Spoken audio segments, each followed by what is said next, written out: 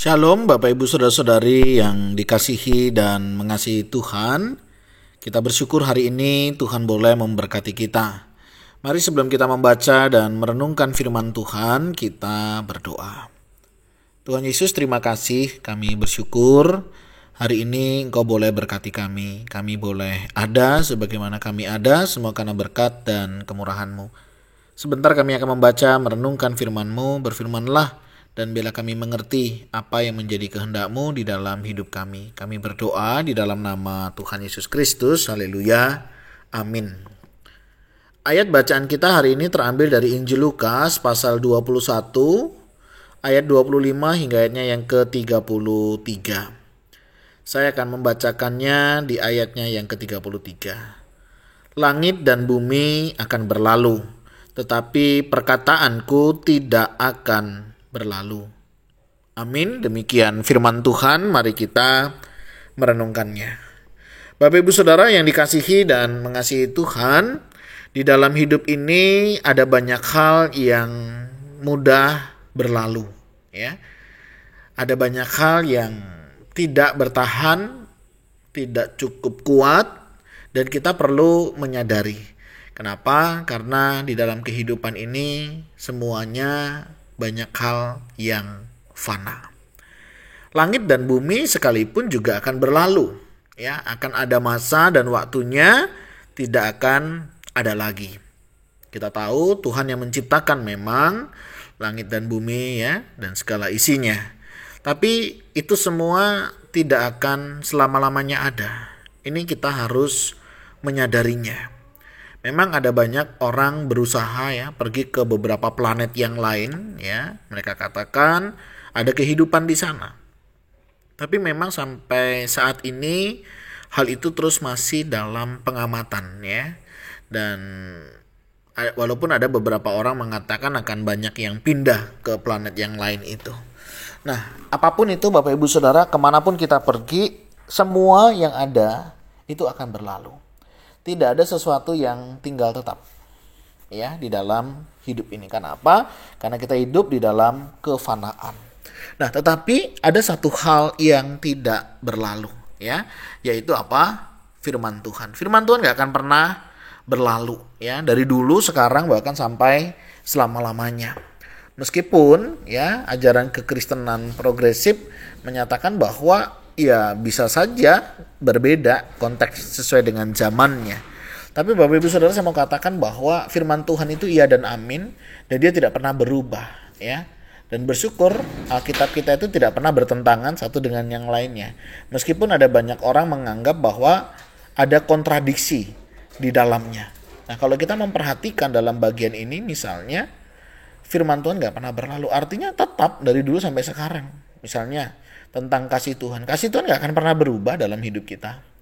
Ada seorang pendeta berkata, bertambahnya jam persekutuan kita, lebih banyaknya halaman kitab yang kita baca, tidak menambah cinta Tuhan di dalam hidup kita. Kenapa? Karena memang Tuhan udah cinta dari dulu sama kita. Yang ada malah kita. Kita semakin kagum, kita semakin cinta kepada Tuhan. Nah, itu luar biasanya.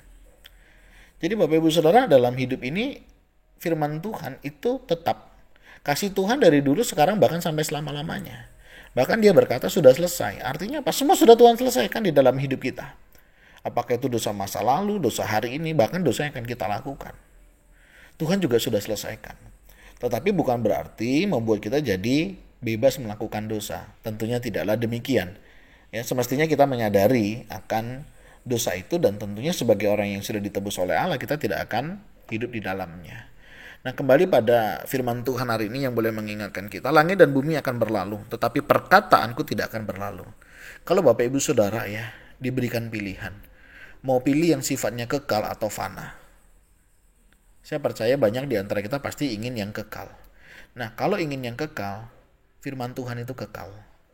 Ya, apa yang ada pada kita hari ini, itu semua akan berlalu. Semakin engkau genggam, semakin itu akan hilang.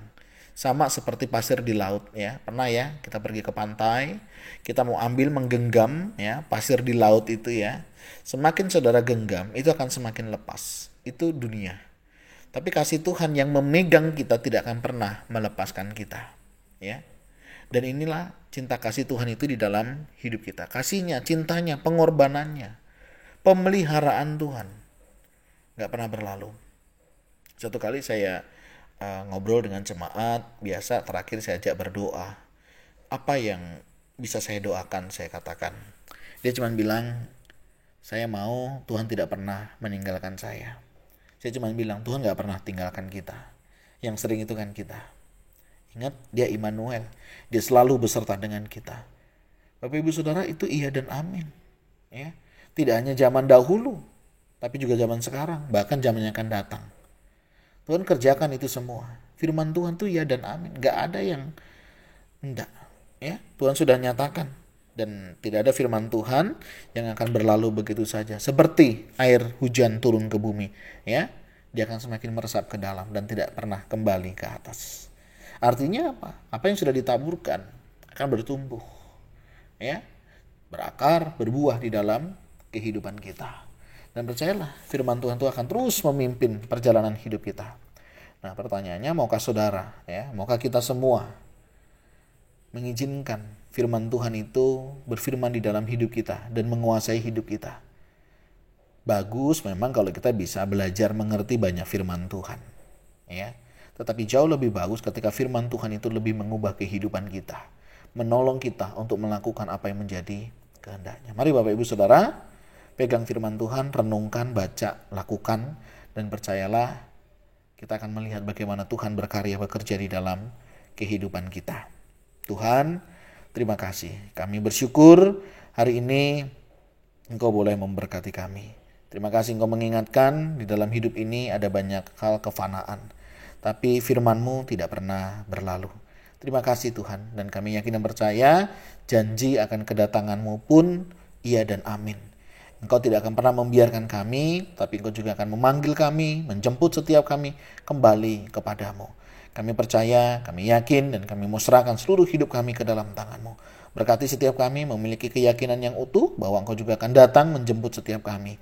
Dan ajar kami juga berani menyampaikan berita sukacita ini kepada orang-orang yang kami kasihi, orang-orang yang ada di sekitar kami. Kami berdoa ya Tuhan, di dalam nama Tuhan Yesus Kristus. Haleluya. Amin. Bapak Ibu Saudara, demikianlah renungan kita hari ini. Kiranya Tuhan Yesus memberkati kita sekalian. Shalom.